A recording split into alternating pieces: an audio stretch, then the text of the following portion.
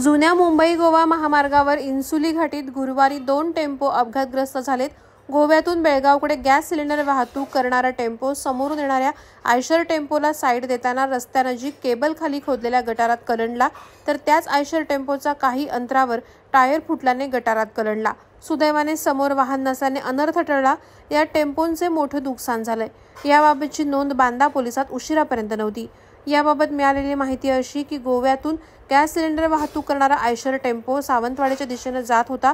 समोरून गोव्याच्या दिशेने जाणाऱ्या आयशर टेम्पोला साईड देताना टेम्पो रस्त्यानजीक खोदलेल्या गटारात रुतला।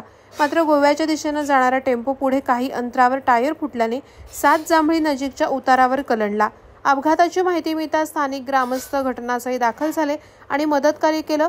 बांदा पोलीसही घटनास्थळी दाखल झाले। क्रेनच्या सहाय्याने दोन्ही टेम्पो बाहेर काढण्यात आले।